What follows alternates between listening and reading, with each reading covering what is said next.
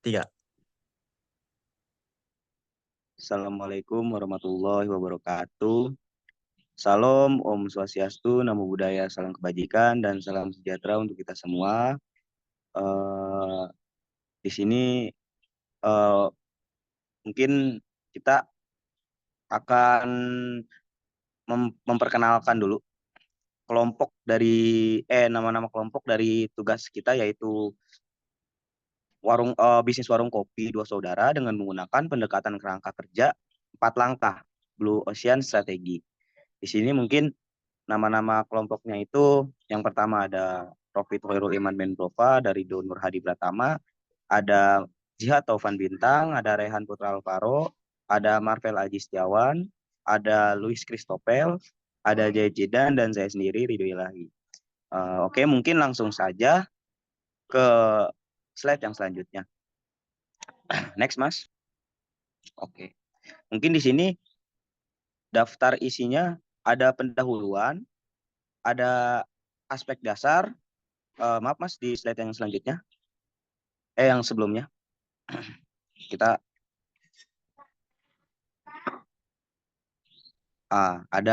maaf diralat lagi, ada pendahuluan, ada aspek dasar, yang ketiga ada aspek produksi, ada aspek keuangan, ada aspek organisasi, dan yang terakhir yaitu penutup, yaitu kesimpulan dan saran. Oke, mungkin langsung saja dilanjut oleh teman saya. Baik, Warkop Dua Saudara ini didirikan pada tahun 2020 oleh pasangan suami istri, Bapak Jihad dan Ibu Ningsih, yang merupakan penduduk asli Kampung Gombong, Cikarang. Keduanya memiliki latar belakang pekerjaan yang berbeda, di mana Bapak Jihad sebelumnya bekerja sebagai karyawan pabrik, sementara Ibu Ningsih adalah ibu rumah tangga. Melihat peluang bisnis kuliner yang menjanjikan di wilayah Kampung Gombong dan sekitarnya, mereka memutuskan untuk membuka usaha warung kopi atau biasa disebut warkop. Motivasi utama mendirikan Warkop Dua Saudara adalah untuk meningkatkan pendapatan keluarga serta memberikan kontribusi positif bagi masyarakat sekitar. Dengan membangun warkop, mereka berharap dapat menyediakan tempat berkumpul yang nyaman dan menyajikan makanan dan minuman berkualitas dengan cita rasa khas untuk dinikmati warga sekitar. Selain itu, Warkop Dua Saudara juga diharapkan dapat menjadi sarana untuk memperluas jaringan sosial dan mempererat tali silaturahmi antar warga Kampung Gombong. Next.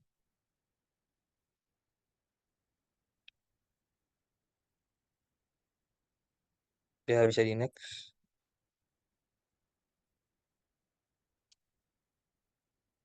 Dalam proses pendirinya pun, pasangan suami istri ini memanfaatkan tabungan serta dukungan dari keluarga dan teman-teman dekat untuk membiayai modal modal awal usaha.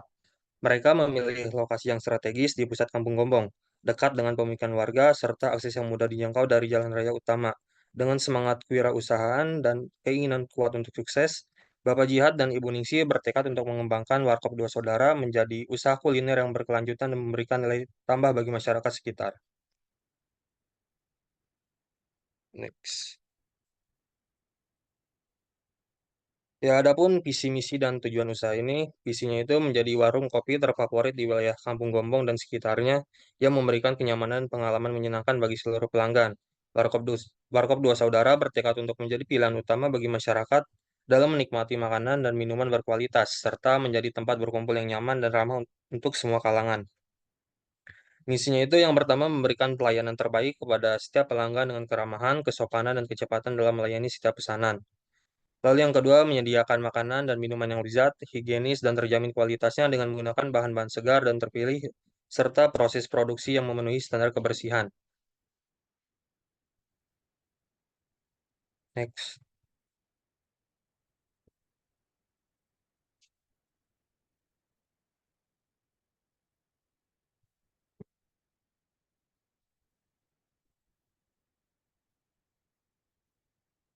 Selanjutnya yang ketiga, menciptakan suasana yang hangat dan menyenangkan, serta menjadi bagian dari komunitas warga Kampung Gombong dengan menjalin hubungan baik dan berpartisipasi dalam kegiatan kemasyarakatan.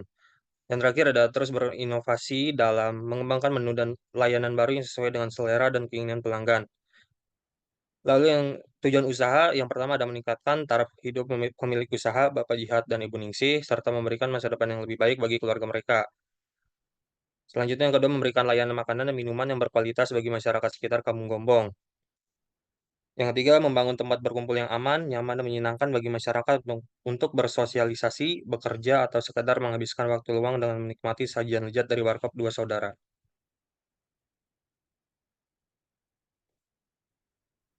Next. Ya, Selanjutnya selanjutnya ada akan dilanjutkan oleh teman saya. terima kasih. Selanjutnya ada statistik 3 yang dimana konsep usaha, yang dimana Warkop Dua Saudara ini mengusung konsepnya kekeluargaan dan kenyamanan yang membuat si pelanggan ini merasa seperti berada di rumah sendiri dengan suasana yang sangat dan ramah. Juga dekorasi warung kopi ini menggunakan nuansa yang sederhana namun nyaman. Selain itu, Warkop Dua Saudara ini juga memiliki space supaya pelanggan ingin bekerja dan sekedar berselancar di dunia maya sambil menikmati sajian warung kopi.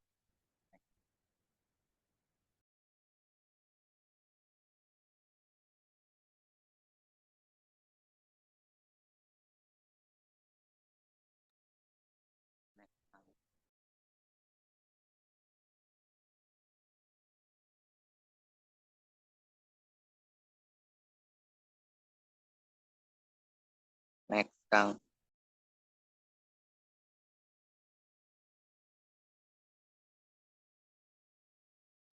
Nah, kalau dalam hal menu, Warkop Dua Saudara ini menawarkan pilihan makanan dan minuman yang cita rasanya ini sulit ditemukan di tempat lain. Terus menu andalannya itu termasuk kopi susu dengan resep rahasia dari Warkop Dua Saudara ini. Nah, dengan konsep yang unik ini dari beragam pelayanan pendukung, Warkop Dua Saudara juga bertujuan menjadi lebih dari sekadar warung kopi biasa, di mana warung Dua Saudara ini tempat berkumpulnya yang sangat nyaman, hangat, dan menyenangkan warga sekitar.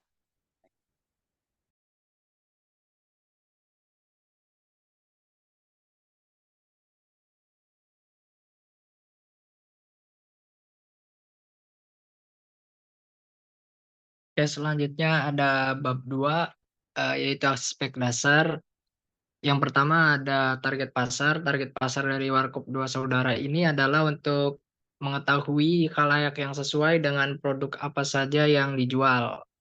Lalu meningkatkan pengetahuan dan pengenalan tentang produk kita, serta menciptakan citra positif di kalangan masyarakat KP Gombong dan sekitarnya. Warkop Dua Saudara berfokus pada beberapa segmen pasar termasuk mahasiswa, pekerja, dan masyarakat di sekitar wilayah Kampung Gombong. Dengan tujuan menjadikan Warkop Dua Saudara sebagai lokasi yang tepat untuk bekerja, menghabiskan waktu luang, dan bersosialisasi atau nongkrong. Next.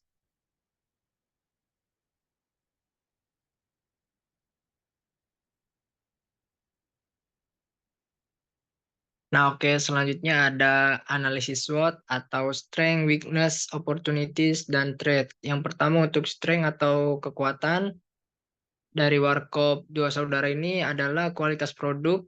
Selanjutnya ada lokasi yang strategis, lalu ada networking atau jaringan komunitas lokal atau mitra bisnis seperti supplier makanan. Lalu ada weakness atau kelemahan. Yang pertama ada konsumen tidak tahu diri. Ya, jadi konsumennya ini banyak yang ngutang, misal apa sih namanya dalam transaksi. Terus yang kedua wilayah pasar yang terbatas. Eh, Warkop ini mungkin dikhususkan hanya untuk Kampung Gombong, lalu tempat. Jadi tempat warkop ini kurang luas untuk nampung semua pelanggan. Lalu ada kesempatan atau opportunities. Yang pertama ada loyalty konsumen atau eh, kesetiaan pelanggan atau langganan warkop. Lalu yang kedua ada keakraban, menawarkan keakraban antara penjual dan pembeli. Lalu yang ketiga ada kerjasama dengan komunitas. Lalu ada trade, ancaman.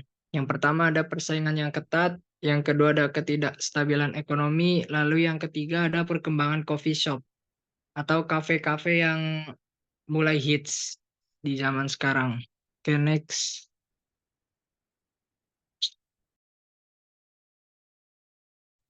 Oke, selanjutnya ada aspek produksi, yakni merupakan salah satu aspek kunci dalam menjalankan usaha di warkop ini.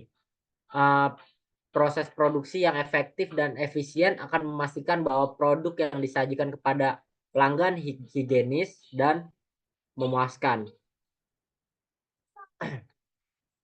Selanjutnya ada aspek produksi, yaitu yang pertama ada belanja bahan baku, seperti kopi saset, susu, gula, dan bahan baku lainnya. Disesuaikan dengan modal awal, dilakukan dengan cara mencari agen dengan harga yang terjangkau dan kualitas yang baik.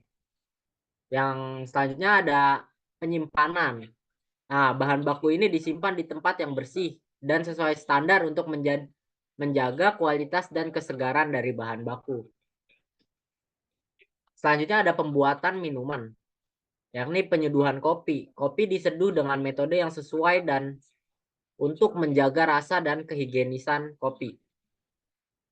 Selanjutnya pembuatan makanan. Yang pertama ada pemilihan bahan. Bahan makanan dipilih dengan mempertimbangkan konsumen, tidak akan merugikan usaha, disertai dengan pemilihan kualitas. Kemudian penyajian. Makanan disajikan dengan sesuai standar penyajian agar menunjang kualitas makanan.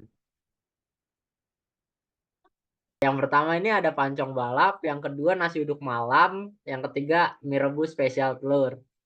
Next. Nah, selanjutnya ada standar kualitas. Yang pertama pemilihan bahan baku. Bahan baku dipilih dari pemasok yang terpercaya dan memiliki reputasi baik. Kemudian ada pengawasan kualitas. Pengawasan dilakukan secara rutin untuk memastikan bahan makanan atau minuman memiliki kualitas yang baik dan belum kadaluarsa.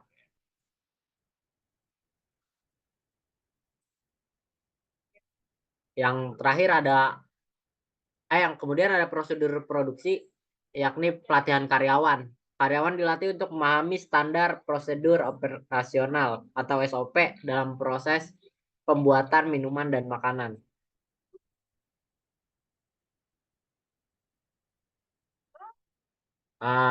Kemudian kontrol kebersihan dapur, dan area penyimpanan bahan baku selalu dijaga. Kemudian higienisitas karyawan diwajibkan untuk menjaga kebersihan diri dan menggunakan pakaian kerja yang bersih. Next. Nah, yang terakhir ada feedback pelanggan, yakni Warkop mengadakan survei kepuasan yang dilakukan oleh kasir yang meminta pelanggan untuk membuat umpan balik mengenai kualitas produk dan layanan. Kemudian evaluasi yang dilakukan oleh pihak warung kopi terhadap keluhan atau saran pelanggan untuk perbaikan yang segera.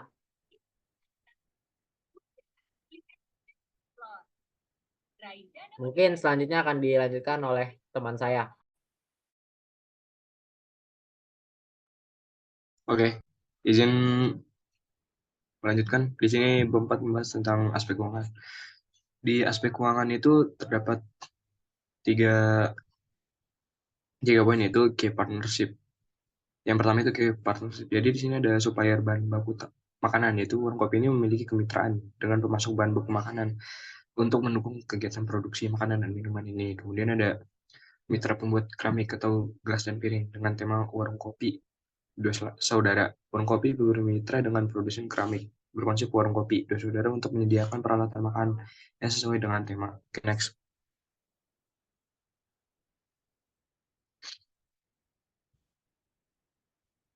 Kemudian yang kedua itu ada key activities, yaitu produksi makanan dan minuman. Kegiatan utama warung kopi adalah memproduksi berbagai jenis makanan dan minuman. Kemudian ada penjualan makanan dan minuman. Yang terakhir itu ada penyewaan ruang terbuka untuk workshop atau photoshop. Oke, next.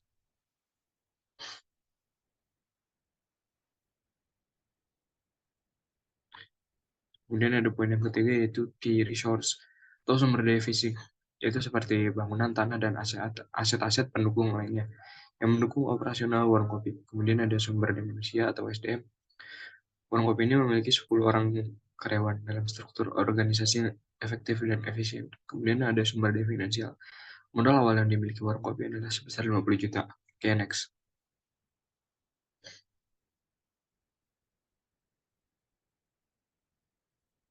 Kemudian di sini ada cost structure, itu warung kopi memiliki dua jenis struktur biaya, yaitu biaya tetap dan biaya variabel. Biaya tetap meliputi biaya gaji karyawan yang besarannya 2,600.000 per bulan. Sementara itu biaya variabel terdiri dari beberapa komponen. Yang pertama itu ada biaya listrik dan air sebesar 5 juta, yang kedua biaya wifi sebesar 4 juta per tahun. Setelah itu ada juga biaya operasional lain yang dianggarkan mencapai 15 juta untuk menunjang kegiatan usaha secara keseluruhan.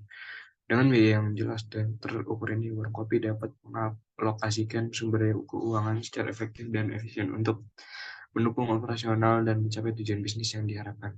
Oke, next. Selanjutnya akan dilanjutkan oleh rekan saya.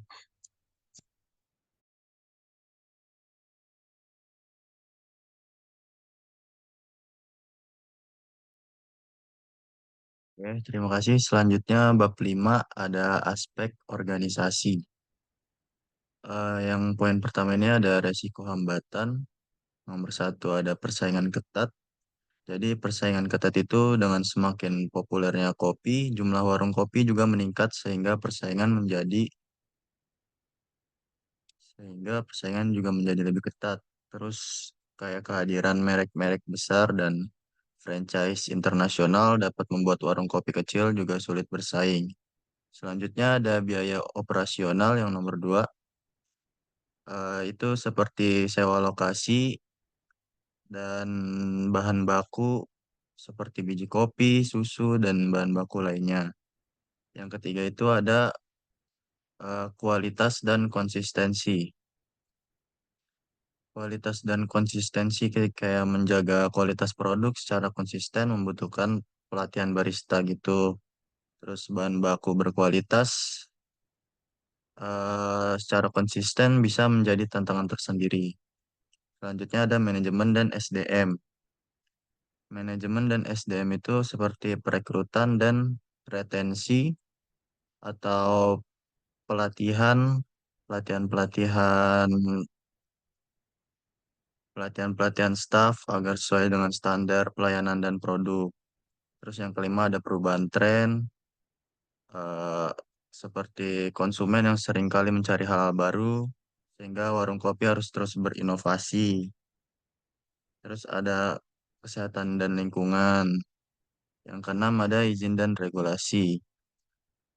Izin dan regulasi itu seperti perizinan untuk mendapatkan izin membuka usaha. Terus ada kepatuhan regulasinya. Selanjutnya ada teknologi dan digitalisasi. Itu seperti sistem POS dan manajemen.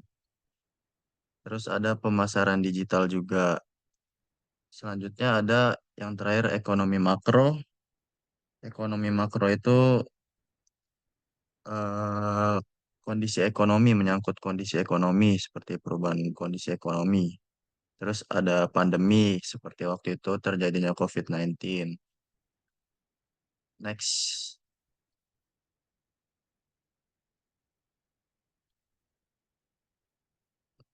Oke, nge-lag ya guys ya. Ya, selanjutnya ada tindakan alternatif.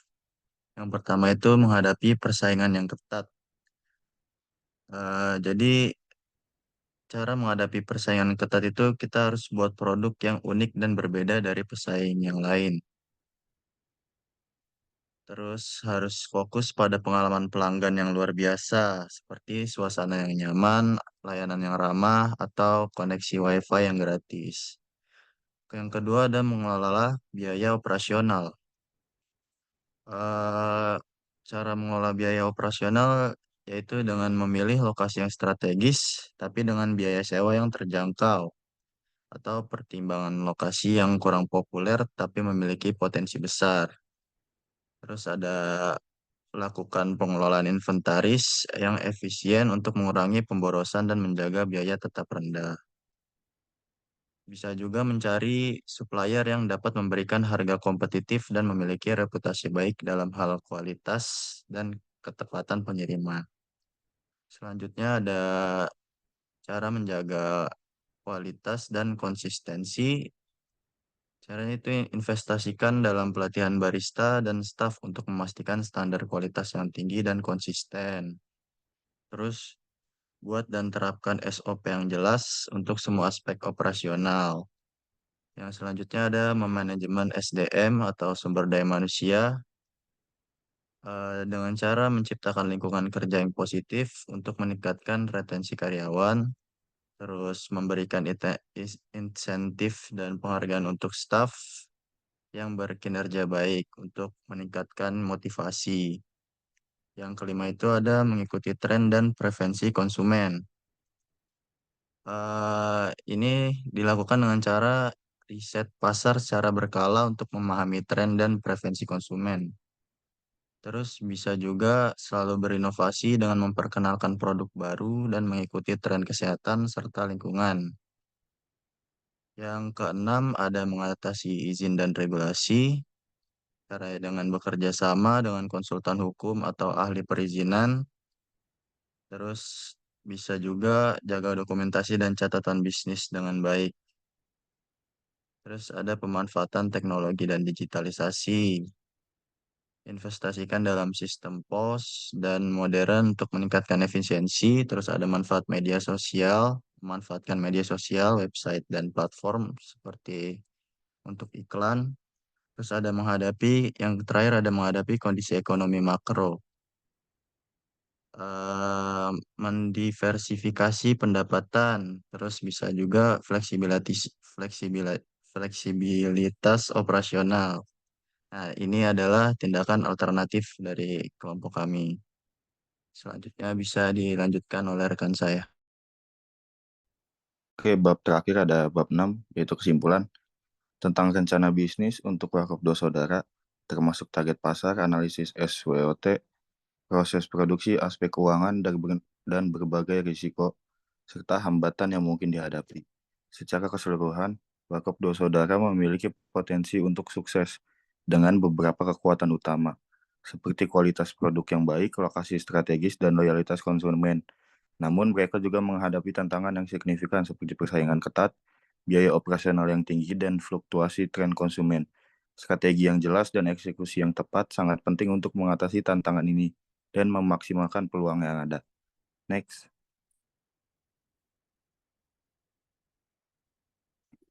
Selanjutnya ada saran yang dapat diberikan pada bisnis warung kopi 2 Saudara harus memberikan diferensiasi produk untuk menghadapi persaingan yang ketat. Warkop 2 Saudara perlu menawarkan produk yang unik dan berbeda dari pesaing. Ini bisa berupa menu kopi spesial dengan rasa khas, atau layanan tambahan seperti wifi gratis dan suasana yang nyaman dan pengelolaan biaya operasional dengan memilih lokasi yang strategis namun terjangkau, sangat penting. Serta inovasi berkelanjutan mengikuti tren terbaru dalam industri kopi dan kuliner. Melakukan pengadopsian pada teknologi seperti sistem point of sale atau POS dan platform pemasaran digital dan dapat meningkatkan efisiensi operasional dan memperluas jangkauan pemasaran. Pemasaran melalui media sosial juga bisa sangat efektif untuk menarik perhatian konsumen baru. Selanjutnya saya berikan kesempatan Mas Luis untuk menjelaskan BMC.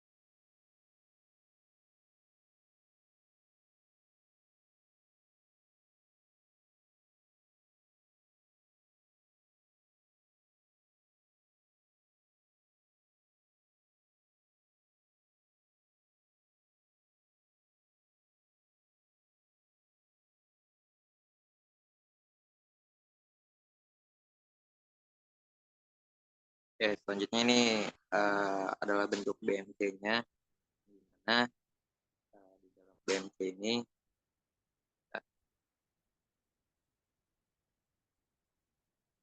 ada yang namanya key partners, yang dimana itu partner ini sebagai supplier bahan baku makanan, juga mitra pembuat keramik, yang dimana untuk gelas dan piringnya di warung kopi.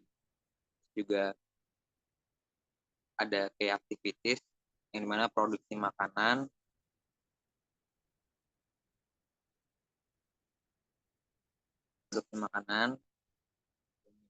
penjualan makanan dan minuman. Nah, terus juga penyewaan ruang terbuka untuk workshop dan photoshoot. Juga ada care resources. Nah, yang dimana care resources ini ada dari sumber daya fisik, terus juga ada sumber daya manusianya yang dimana ada orang karyawan, terus juga ada sumber daya finansialnya yang dimana modal usaha kita. Next, yang atas yang warna biru. Nah, ini tuh ada value proposition, yang dimana quality control dan standar dari kualitas tersebut.